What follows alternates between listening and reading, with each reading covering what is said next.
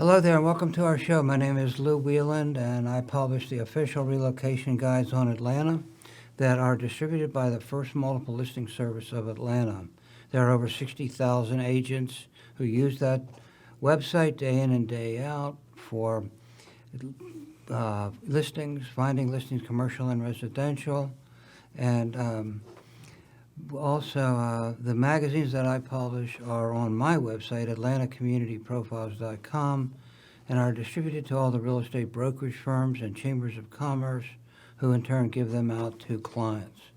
And that website, again, atlantacommunityprofiles.com, you can go on there, obtain information about the various counties and the communities and schools and other very interesting points of interest, entertainment venues, restaurants, and so forth. And that's been out for 30 years, and it was also distributed in all the 3 realtor stores around town that the FMLS owns. And I'm also a commercial agent with KW Commercial.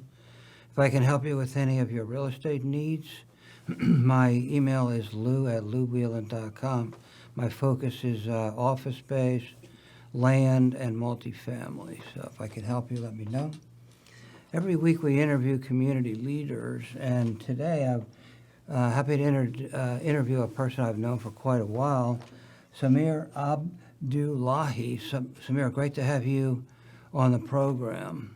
That's great I to think be you were on back. the show several years ago when you were wearing a different hat for Alpharetta, I guess, right? You were That's right. Yeah, we were kind of building the brand there, technology city of the South. It was a great start, and especially to see where Alpharetta has come so far now. So a great journey.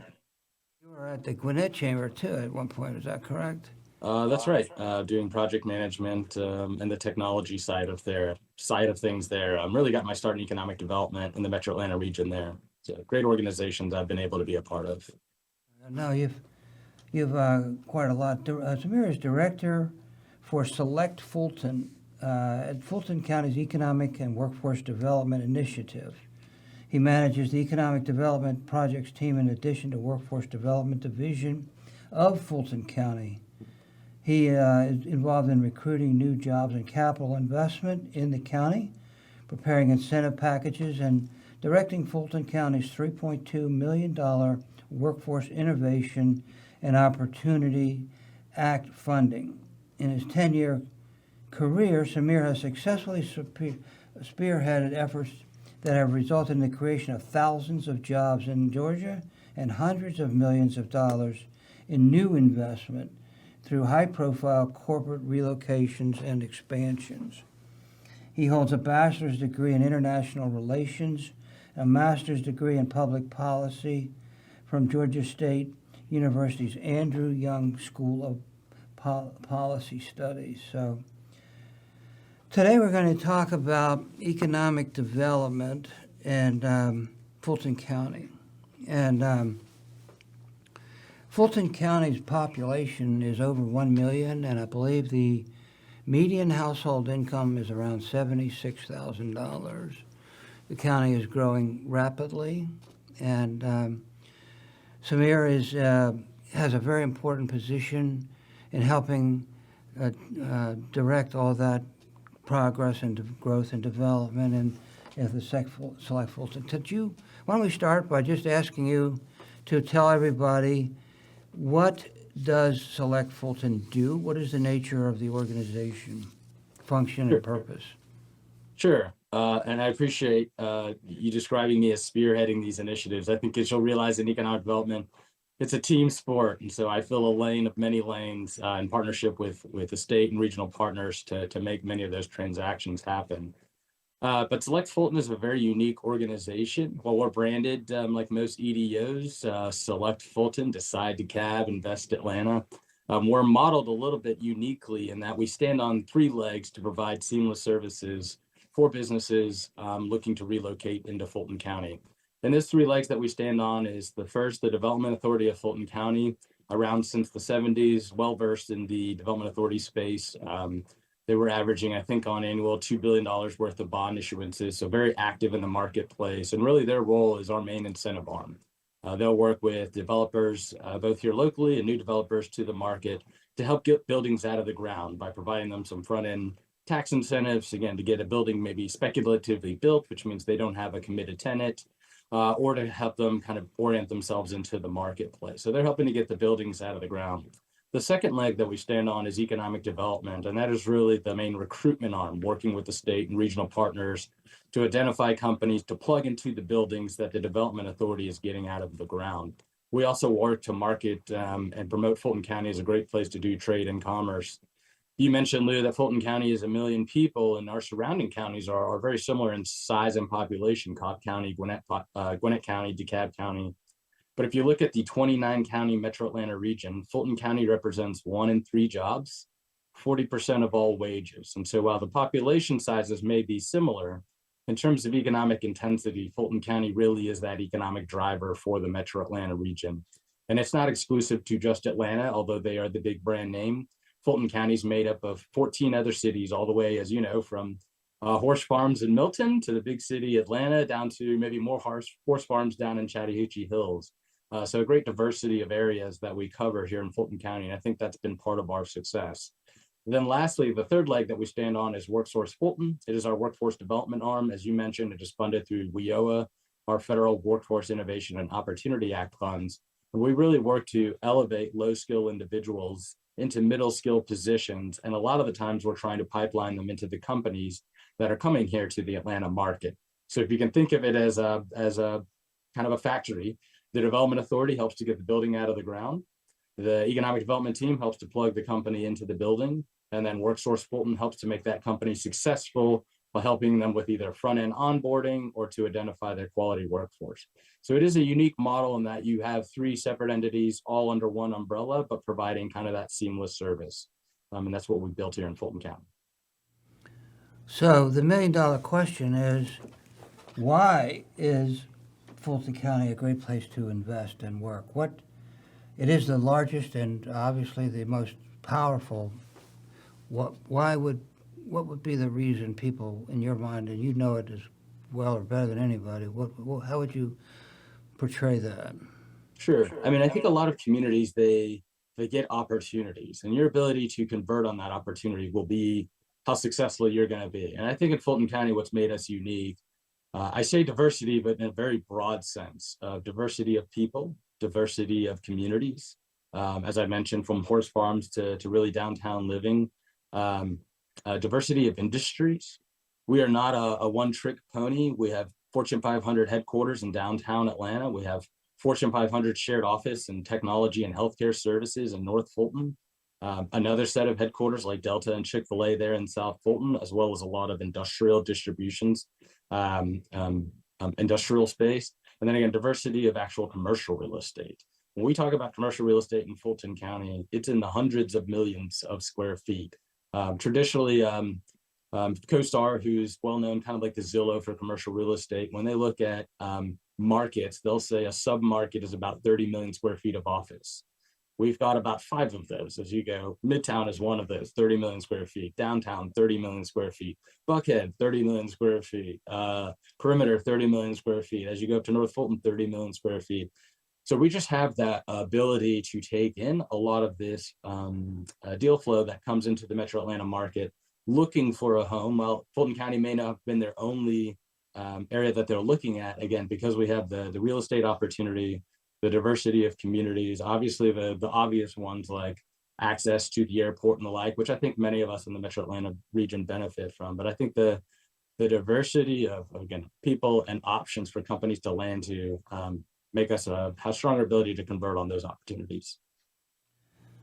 Well, we've all been through COVID. Everybody, if you haven't had COVID, you're probably going to get it. And it has changed pretty much every aspect of life in Fulton County and elsewhere. How has it affected Select Fulton and your work? Yeah, so being a regional economic development organization, traditionally we do focus on larger companies, and we do that from a resource perspective. Just it helps to, again, you bring in a Fortune 500 headquarters, the spillover effects and the third-party companies that they'll help to support from that It's just a good focus for us. But what we realized during the pandemic is it was really our most in-need businesses, and those are minority and female-owned businesses, as well as small businesses, were those that were most impacted, as well as another target demographic for us, which is low-skilled workers, helping to reposition them for the future workforce. So one of the things Fulton County did immediately was issue a $3 million small business loan program. It was really targeted around, as I mentioned, minority and female businesses. What we saw at the time, the feds had a lot of great loan programs like PPP and others, but you had to be kind of really have a traditional banking record in order to secure some of that funding. What we were able to offer is to work with a local CDFI community development finance institution called Access to Capital for Entrepreneurs, which already naturally works with kind of distressed small businesses, especially those disproportionately impacted by things like COVID. Again, we're able to issue over 90 loans, 73% of which went to minority and female businesses. We've actually relaunched another $3.9 million that is out in the marketplace. Uniquely, because some of these funds came from federal resources, these are for cities outside of the city of Atlanta. So for all the 14 cities in Fulton County, minus the city of Atlanta, would qualify. And these can be loans used for really investments in the future of your business. As you saw, a lot of the loans that came out during the pandemic were geared towards plugging the hole. Maybe you had a revenue loss, you were shuttered, and so you missed out on opportunity. We're hoping we're getting kind of past that point, and we want to make sure that these businesses have an opportunity to invest in their future. Another unique thing we did was partner with Goodwill of North Georgia. As I mentioned, a lot of people coming from hospitality and the like out of low skilled positions, they're not able to even go and seek additional education for becoming maybe a registered nurse because they don't have those basic digital literacy skills. And that is how to use a computer, how to find information, how to communicate. We partnered with Goodwill of North Georgia and created a program called Career Reboot, eligible to Fulton County residents. I think we had over 1,500 individuals go through the program to get really basic core digital literacy skills. And with Goodwill of North Georgia being, I think, Metro Atlanta's largest kind of career connector, not only were they able to help educate and elevate these individuals, many of which were able to be pipelined into local positions through UPS and major employers that are here in the Metro Atlanta market. So while we had to pivot, it was a great pivot and a great experience for us to touch a demographic that traditionally we hadn't touched in the small business space, and really reconfigure our workforce development programming to rapid response. And that's what digital literacy offered. So, Samir, I know that the South Fulton area is very important to you and to the city and to the county. And I've been involved in that area myself, getting it plugged in air as much as possible because I see the tremendous growth and the tremendous amount of opportunity for growth there. Where do you see some of the future development in the county? Yeah, I totally agree. And that's what's been most exciting probably being here at Fulton County is just to see all the opportunity there in South Fulton. And we say kind of along that South Fulton Parkway that goes from the airport west towards Douglas County, there's over 60,000 acres of developable land out that way. Now, one of the things that the county is stepping up to do is to make sure that the infrastructure is in place so that we can support development as it continues to grow kind of from that, again, the 85-75 corridor there by the airport, more west into deeper parts of Chad Hills and the city of South Fulton. We're putting together a $1 billion bond, just like we have done for North Fulton for infrastructure, both on water and sewer, to expand over the next, there's been a great plan put together, I think a 30-year plan that for each decade we'll have additional pump stations, additional sewer capacity, as developments are able to come online. So that's where we've taken some initiative. Some of the cities have taken real great initiative, places like College Park that have put together unique developments like 6 West, which is just as you hear in North Fulton, great mixed-use development plan. Communities like Avalon that came to fruition, those are being planned for there in South Fulton. Another thing that we're trying to work on, while South Fulton has been somewhat known as an industrial corridor, it's not heavy manufacturing, it's been more in the distribution space. I think we're somewhat at capacity, both on the community side and maybe probably in the development side when it comes to distribution capacity there and development in South Fulton. So looking for other uses that we could bring there. Uniquely last year in 2021, we were able to secure 2 Microsoft data centers as a part of their large presence and relocation to Atlanta, both in the city of East Point and Palmetto. These will be over $500 million facilities, support kind of their global data center presence here in the United States East Division. So seeing kind of unique new investments like that, where data centers are very healthy for communities, they're low cost in terms of services, and rich in terms of revenue and taxation to reinvest into the communities. So bringing kind of a diversity of different industries is also important. And then just in the pipeline space, over probably the last 2 years, we've seen a tremendous amount of quality of life type economic development projects. So these are either large headquarters that want some type of campus lifestyle center associated with them. So they're bringing in a private developer that may want to do a mixed use community to activate kind of the corporate center that they would have there.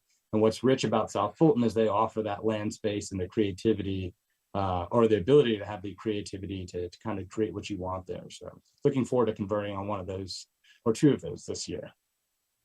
You know, you mentioned, Samir, the South Fulton Parkway, the 60,000 acres. What about the topography over there? How does that lend itself to growth and industrial development, economic development?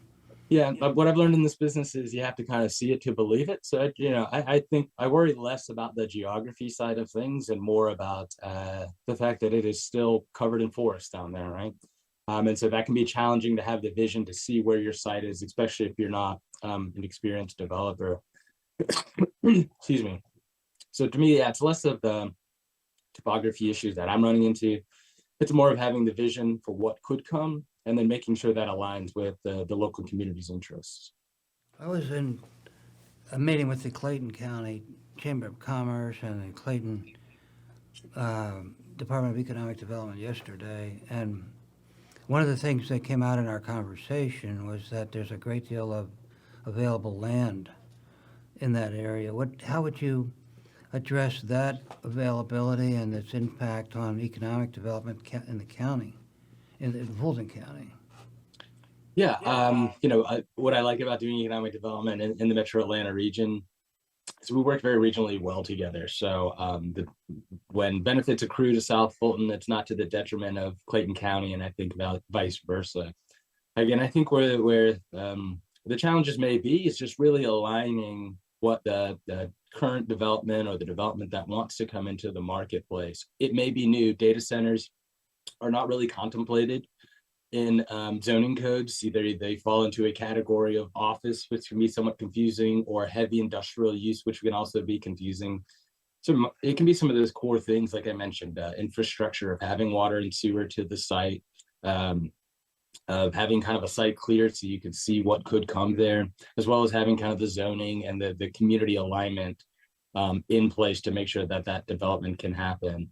I think another opportunity there for South Fulton and what developments like 6 West or maybe even Grant Creek Marketplace represent is lifestyle centers or quality of life centers. As we're talking with companies big and small, industrial to office, the number one thing they're talking about is where can my workers go enjoy themselves, go to eat, how can I make it attractive for them? So for each of those communities, it's important to have those quality of life nodes and places to make it more attractive for workers. You mentioned Camp Creek Parkway. What about there's a new interchange going up there, right at Camp Creek and 285, and Yep. how will that impact the community, the county? Because that's a wonderful area for growth, I think. Yeah, I agree. And they completed, I think, recently the DDI. I think you're referring to the Diverging Diamond Interchange. As you know, right there on the west side of 285 there on Camp Creek. To the north is Camp Creek Marketplace, but just to the south, and that's actually where one of those Microsoft data centers is going. It's just a lot of industrial and distribution centers. So you've got kind of a crush of traffic. What's great about the DDIs is it just prioritizes what's going on Camp Creek as opposed to the traffic coming off of 285 to just allow that flow. If people can't get in and out of there for lunch and the like, it can just make that area challenging. So it's great to see some of those innovative infrastructure projects we've seen happen in Gwinnett, places like Ashford Dunwoody, happening in South Fulton as well. Well, logistics is a key industry for us because of our proximity to the Port of Savannah. And how would you characterize or describe that industry's impact on our economic well-being? Yeah, no, I would agree, and I think it's what makes us attractive for many of the exporters. Now, well, Fulton County doesn't necessarily get a lot of that. I think the distribution traffic that we do get is because by virtue of being a massive metro market, those places are going to have to go somewhere, and each metro market is having to consider where a lot of that distribution center traffic is going to go. I mean, I think the last that I read is e-commerce maybe took over 2 or 3% of in-store retail sales during the pandemic. So not like a tremendous amount, but just adding 2 to 3% kind of from in-store to more of the e-commerce space adds just tens of millions of square feet of additional distribution space that's necessary to create all this inventory. So even just small changes in consumer behaviors we've seen going from in-store to online creates these kind of massive reverberations. But there'll be continuations of changes as you see things like automation and the like. We've seen many of our distribution centers not only taking on technologies to help on their workers make the work faster, but again, bring in robotic equipment and automation to just make things a little bit more seamless. I think there's flexibility with how you stagger the trucks, how often they're coming, that you can work with to help alleviate some of those concerns. But the development pressure will continue to exist. Well, the interest rates are on the minds of everybody lately, and they've really created a market shift. And that I don't know the forecast, honestly, for the shift, but some people think it will accelerate over the next 1 to 2 years. What is your paradigm on that and its impact on the county economic development? As any experienced economic developer, we're used to the ebbs and flows of the economy. When the economy is running really well, we work really hard to keep the fire lit hot. And when it's somewhat in a downcline, we try to make sure that we stand out and can be more successful than others. I think more of what we're tracking is what does commercial space actually look like? For industrial, we're seeing that growing on the inventory side of things, but especially for office and being such a condensed office market here in Fulton County as compared to other counties in the Metro Atlanta region, the future of what the office workplace is something I'm more tracking of how are employers changing what workplaces are, what they mean, when are people supposed to come in to make them continued relevant spaces. As you know, counties, local cities, the boards of education, we all make a large proportion of our revenue stream comes from property taxes, and a big share of that comes from commercial property taxes. So making sure that those offices continue to be attractive places for workers and relevant for taxation purposes is definitely something I am tracking. The recessions will come and go, the markets will come and go, but again, seeing what that tracks is something we're really focused on. Another property type or industry would be the malls, and yeah, a lot of changes in that, and a lot of conversions, or some at least, to housing. What's your paradigm on that, and how's that impacting the county? Yeah, we've got places like North Point Mall that are really kind of in those later stages of looking at their final redevelopment, which does consider additional housing, as well as some commercial space and retail space. I think the realization for malls, besides the fact that they're somewhat legacy products as compared to something like Avalon, again, I don't think they're equivalents. They offer somewhat different types of products. We built a sea of parking, and I think that's what you see in a lot of these redevelopment plans is the parking requirements were way excessive, and you've created too much dead space on these plots of land. And with an existing mall, you've already got a density node that hopefully the community is already comfortable with. So when I think about, what is the challenge to building mixed-use developments on malls and bringing some type of multifamily component, it's like, if not there, then where would you build that type of thing? And I think, malls offer an example of density that communities have already absorbed. It's really the next phase of it and understanding that multifamily and a mixed use product, again, things like Avalon and others can demonstrate a quality development that orients and fits within the community, but creates the density that's not only demanded by workers and the residents there, but a place to put everyone that's coming to the Metro Atlanta region, as you know, Lee. We just need more housing. So as much as we can offer up and build would be great. Another thing that's on the minds of everybody is transportation and transportation flow. And especially now that we seem to be getting more importing, from through Savannah Port Authority, and coming, a lot of it coming through Atlanta. Right. How does that impact economic development? Yeah, and it's also just managing the traffic that's already here. So, kind of I think the GDOT's largest ever highway project or interstate project is happening right there at 400 and 285, which is somewhat recreating the interchange there at 316 and 85 of just starting people much earlier in kind of the flyover lanes and the like. So I'm really hopeful that that can help alleviate some of the traffic pressure, especially up the 400 spine. Because as you see, there's two-way traffic. It's not just traffic coming in town. It's also some of that talent that's heading outbound up through 400, as well as the plans for the hot lanes on the 285 northern arc to kind of, again, create that flexibility from west to east that I think is necessary. I think helping to alleviate some of those internal roadway traffic issues that are created by on vehicle traffic here in Atlanta versus some of that industrial traffic that may be flowing through 285. I think that's where we can have more help. And then, as you know, we've moved forward with refunding our T-SPLOST program here in Fulton County that creates a great new revenue source for many of the cities to not only enhance roadways, signal timing, better turn lanes, all for the efficiency of vehicle traffic moving in through Fulton County, not just on interstates, but on the surface roads as well. Well, thank you, Samir, for being on the show. Samir Abdullahi, Director of Select Fulton, Department of Economic Development.